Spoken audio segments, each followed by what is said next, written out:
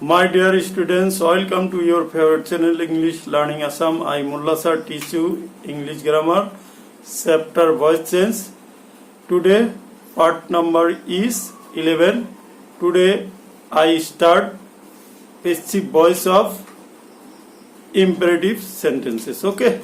গতিকে আমি imperative sentenceৰ passive voice কেনেকৈ হয় সেই বিষয়ে আমি আজি তোমালোকৰ আগত আলোচনা কৰিম ওকে আমি চাই লও কি আছিল part 11 passive voice of imperative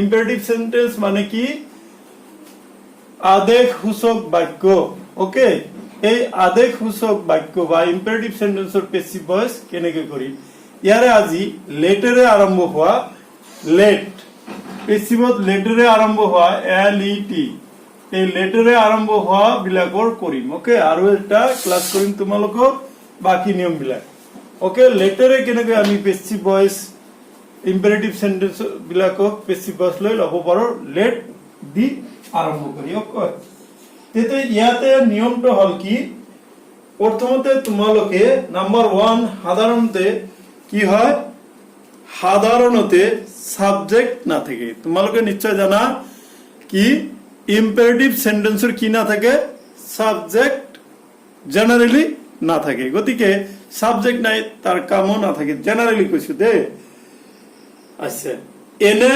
imperative সেন্টেন্সত কি কৰিব লাগিব লেট প্ৰথমতে দি পেসিভ কৰা হয় এনেকুৱা ইম্পেৰেটিভ সেন্টেন্সত আমি লেট দি পেসিভ কৰম ওকে বুজিছা নাম্বাৰ 2 ৰুলটো হল কি অবজেক্ট টু সাবজেক্ট কৰা হয় আগৰ নিচিনাই নাম্বাৰ 2 ৰুলটো কি অবজেক্ট কি কৰা হ'ব সাবজেক্ট কৰা হ'ব নাম্বাৰ 3 ৰুলটো আমাৰ কি আছিল যেনেকুৱা ভয়েস চেঞ্জৰ কি তাতে কি ভয়েস চেঞ্জৰ রুল আছিল কি বি ভার্ব বা কিবা কিবি ভার্ব হ'ব লগা আছিল অক্সিলারি ভার্ব হ'ব লগা আছিল কিন্তু ইয়াতে জাস্ট বি দিব লাগিব বি ভাৰ্বৰ একো দিব নালাগে জাস্ট বি ই এইটো শব্দ দিব লাগিব আৰু 4 নম্বৰটো হল ভাৰ্বৰ পিপিএফ লৈ পৰিৱৰ্তন কৰিব লাগিব ভাৰ্বক পিপিএফ লৈ লব লাগিব ওকে ভাৰ্বটো কিহত লব লাগিব পিপিএফ লৈ ভাৰ্বটো লব লাগিব ওকে তাৰ পিছত 5 নম্বৰটো নিয়মটো হল কি তোমালোকৰ যদি ইয়াতে কি থাকে তোমালোকৰ যদি কোনো এক্সটেনশন থাকে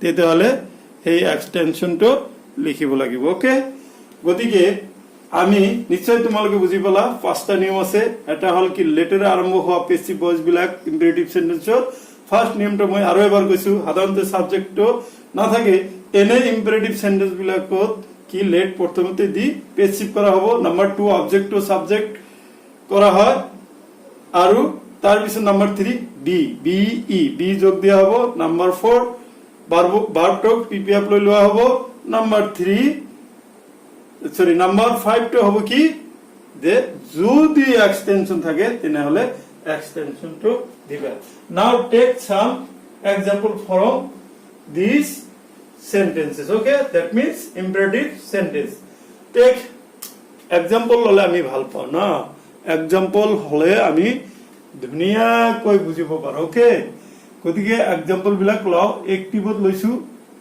প্ৰথম example টো লও কি clean the room কি কৈছো clean the room মই কি কৈছিলো যে এনেকুৱা হেৰিত কি না থাকে সাধাৰণতে সাবজেক্ট না থাকে ইয়াতে সাবজেক্ট নাই তেনে ৰুলটো কি প্ৰথম রুলটো হ'ব কি লেট যোগ দিব লাগিব ওকে পেসিভত কি কৰিব লাগিব প্ৰথম রুলটোত মই কি কৈছো লেট এটা LET লেট এটা যোগ দিয়া দিলো সেকেন্ড রুলটো কি হৈছিল যে অবজেক্ট আর এটো ভার্ব সাবজেক্ট সাধাৰণতে না থাকে এটো হল অবজেক্ট এটো হল কি ভার্ব অবজেক্ট ও সাবজেক্ট ইয়ার অবজেক্ট কি আছে দা রুম ওকে তাৰ পিছত থার্ড রুলটো কি আছে বি ই যোগ দিব লাগে হয়নে ফোর্থ রুলটো কি আছে ক্লিনৰ পিপিএফ লব লাগিব ভাৰ্বৰ পিপিএফ ক্লিনড এইটো আমাৰ ধুনিয়াকৈ নিশ্চয় বুজি পাইছে তোমালোকৰ এটা কথা কৈ থৈ দিও যে এইটোৰ পৰা কিন্তু তোমালোকৰ এটা জেনাৰেলি আহে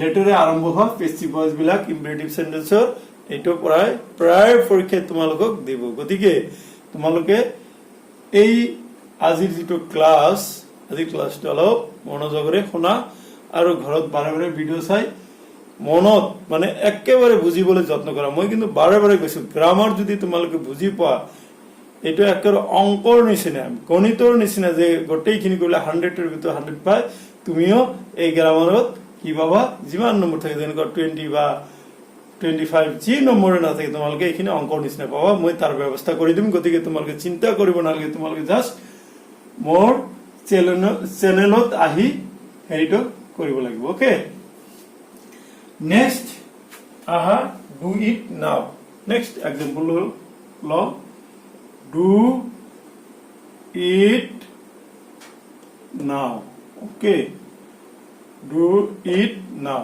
কি হ'ব এইটো ভার্ব অবজেক্ট এইটো হল কি নাও তো হল এক্সটেনশন কি হ'ব রুলটো কি লেট যেহেতু এইটো কি সাবজেক্ট নাই ইম্পেৰেটিভ সেন্টেন্স কৰি আছো লেট তাৰপিছত object to subject it let it তাৰপিছত কি হ'ব অবজেক্টৰ পিছত বি তাৰপিছত ডুৰ পিপিএফ ডান নাও okay let it be done now okay let it be done now clear then come to another example call him at once write another example what call him at once ইয়াতে নো কি verb object at once okay called him at once তেতিয়াহলে call him হিমে থাকিব let him object কি লিখা let him be called এটা extension তো রাখা at once okay বুঝি পাইছা নে নিশ্চয় তোমালোকে বুঝি পাইছা সে ঠিক আছে টেক অ্যানাদার एग्जांपल ওকে যিমানে एग्जांपल লবা ইমানে তোমার বুজিবলৈ কি হ'ব ইজি হ'ব হয়নে next লৱা give the boy a glass of milk give the boy a glass of milk give give মানে দেয়া give the boy a glass of milk okay give the boy a glass of milk ইয়াতে verb the boy object এটো extension হইছে হ'ব তেতিয়ালে এটা আমি কি কৰিবা এইটো এক্সটেনশন আছে এক্সটেনশন থাকিব ওকে তেতিয়ালে কি এইটো হল অবজেক্ট এটো হল ভার্ব এটো অবজেক্ট এটা আমি পেসিভত কি লিখিম let দি যেটো ইম্পেৰেটিভ সেন্টেন্স পঢ়ি আছো let the boy b o y boy b নিয়মৰ b give থাকিলে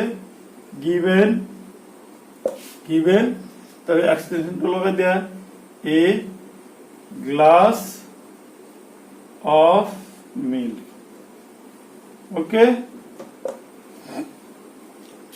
let the boy be given a glass of milk okay next take another example what do the work at once do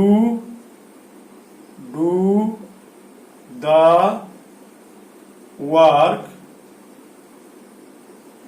at once okay do the work at once okay কি হ'ব let এটো কি verb object extension okay নিয়মটো কি let দিয়া let তাৰপিছত object to subject কৰা the work তাৰপিছত বি ডুৰ পিপিএফ ডান এট ওয়ান্স ওকে হলনে বাৰু নিশ্চয় তোমালোকে এইখিনি বঢ়িয়াকৈ বুজি পাইছা take another example play the game তাৰপিছত দিব পাৰে কি play the game GAME play the game কি লিখিবা পেসিভত কি হ'ব এটো ভার্ব এটো object let the game be played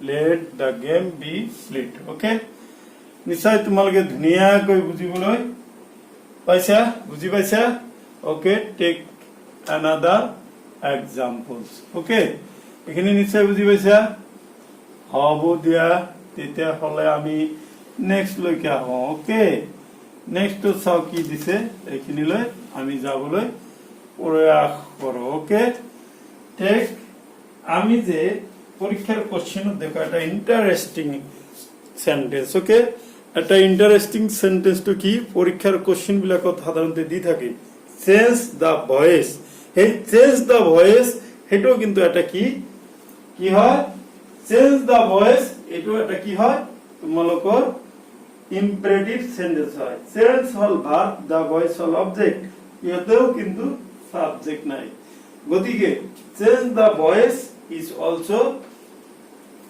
an imperative sentence কেতিয়াবা এটো ইন্টারেস্টিং মজার এইটুকে আমি ভয়েস চেঞ্জ কৰি দিও চেঞ্জ দি ভয়েস ওকে কি হব ইয়াতে ভাৰ্ব অবজেক্ট তেতিয়ালে লেটাৰে স্টাৰ্ট কৰিব লাগিব let the voice okay be sensed let the voice be sensed okay let the voice be sensed open the window okay open the window okay কি হবে let the window be opened let the window be opened okay take another example obey your parents obey মানে মানা obey your parents parents মানে মা দেবতা okay obey your parents এটা object তাহলে লেটারে start করা let your parents be obeyed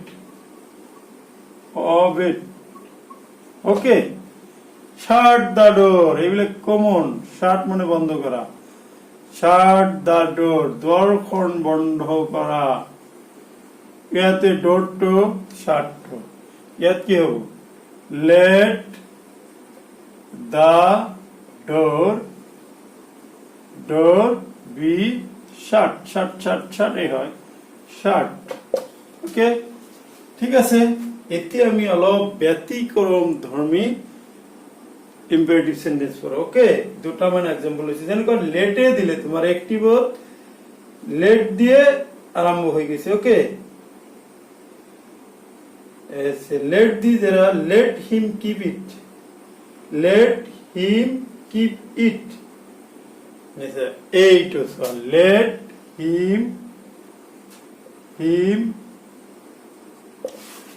keep it দেখা ইয়াতে লেট দিয়ে আমার হেৰি স্টাৰ্ট হইছে অ্যাক্টিভ ভয়েস আৰু হিম সাবজেক্ট আছে, অবজেক্ট আছে, ভার্ব আছে, অবজেক্ট আছে। Okay, let him keep it. Okay, তেতিয়াহ'লে এইটো এইখিনি লেট তো এইটোৰ নিয়ম কি তোমালোকে চোৱাচোন। লেটটো লিখিব লাগিব, লেট দিয়া থাকিলে লেট, তাৰপিছত এইটো বাই চাই যিটো এই গোটেইখিনি তোমাৰ আমি মেইন ভয়েস চেঞ্জৰ নিয়মত যাব লাগিব। Okay, let it be kept, কিপৰ পৰা কি হয় kept by him. Okay, let মন কৰিবা কিন্তু এইটো let him keep it. We write in passive word let it be kept by him. Take another example, that is let the girl clean the floor. Let the girl clean the floor. কি আছিল এক্টিভত let আছিল, let the girl clean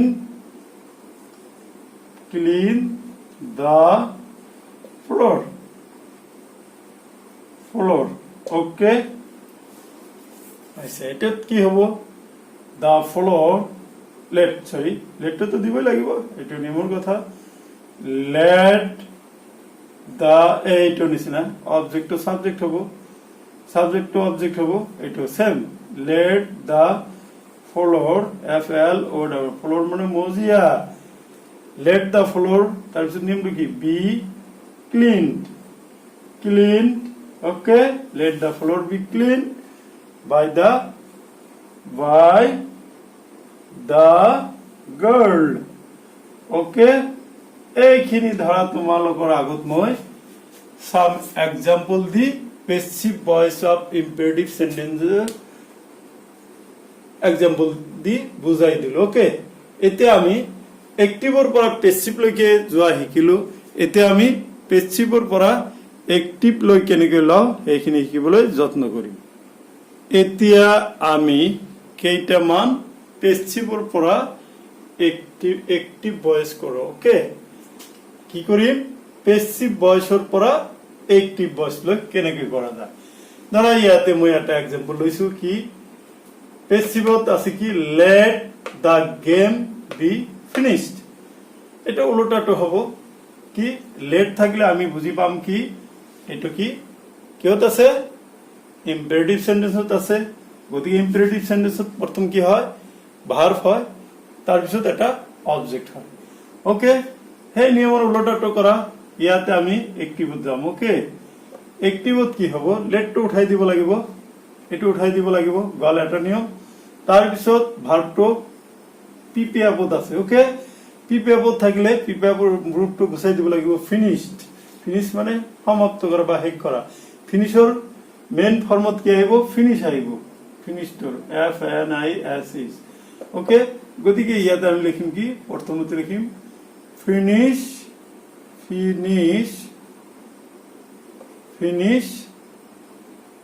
the game। Okay, হৈ গল finish the game, এইখিনি হৈ গল। বুজি পাইছা? এনেকৈ আমি কি কৰিম কেতিয়াবা তোমালোকৰ পেসিভ ভয়েস দিয়া থাকিলে তোমালোকে এক্টিভ ভয়েস লৈ আনিব লাগিব।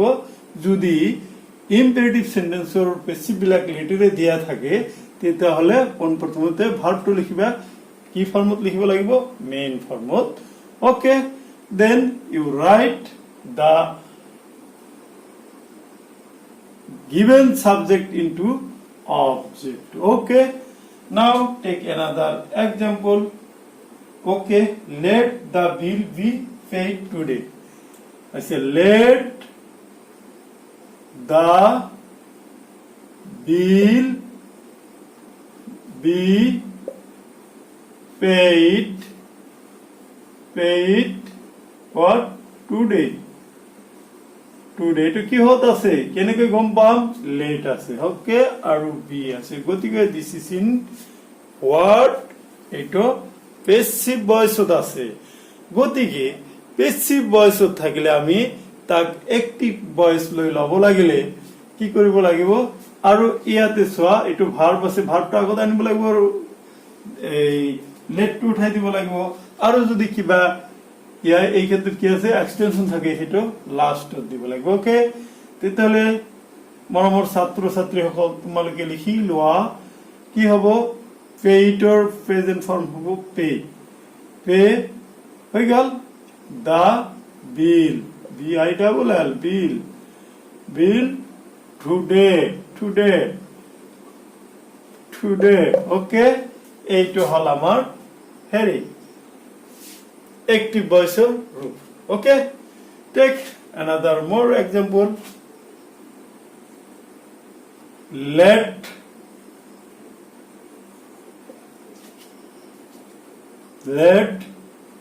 it be done immediately. Any ko dile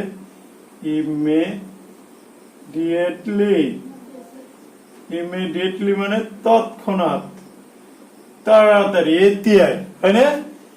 এতে কি হব, এটা তো ইমিডিয়েটলি তো কিহত আছে জানাই তোমালোকে, এটা হল কি এক্সটেনশন। ওকে, নাও কাম টু ওয়ার্ড ডান। ডান কিহৰ পৰা আহিছে, ডু, ডু ইট, ইট হব এটো কৰা immediately, immediately, do it immediately. Okay, do it immediately. Okay, এইটো হল আমার কি অ্যাক্টিভ রূপ। ওকে, গতিকে আমি কি পড়লো আজি যে পেসিভ ভয়েস অফ ইম্পেৰেটিভ সেন্টেন্সৰ 5টা মান ৰুল মই তোমালোকক কৈ দিছো। 5টা ৰুলৰ প্ৰথমটো হ'ব কি, সাধাৰণতে তোমালোকে লেটেৰে আৰম্ভ কৰিব লাগিব, তাৰ পিছত যেটো অবজেক্ট নাথাকিব, গতিকে কি হ'ব, সৰি সাবজেক্ট নাথাকিব, গতিকে ইয়াৰ অবজেক্টটো সাবজেক্ট কৰা, তাৰ পিছত বি দিয়া, তাৰ পিছত ভাৰ্বৰ পিপিএফ লোৱা, আৰু যদি এক্সটেনশন থাকে এক্সটেনশন লাষ্টত দি দিবে। গতিকে এইখিনি আছিল কি আজিৰ তোমালোকৰ passive voice of imperative sentence which is start with let in imperative form. Okay, গতিকে মৰমৰ ছাত্ৰ ছাত্ৰীসকল নিশ্চয় তোমালোকে মই আজি শিকোৱা পাঠটো ভালদৰে বুজি পাইছা, আৰু তোমালোকে ঘৰত বেছি বেছি প্ৰেক্টিস কৰিবা, আৰু বন্ধুবৰ্গৰ লগত ভিডিঅ'খিনি বেছি বেছিকৈ শ্বেয়াৰ কৰিবা, যাতে তোমালোকে বুজি পোৱা তোমালোকৰ মৰমৰ চেনেল ইংলিছ লাৰ্নিং আসাম যাতে জৰিয়তে যাতে তোমালোকৰ বন্ধু বান্ধৱীৰো হেৰি হয়, উপকাৰত আহে। ওকে, ধন্যবাদ।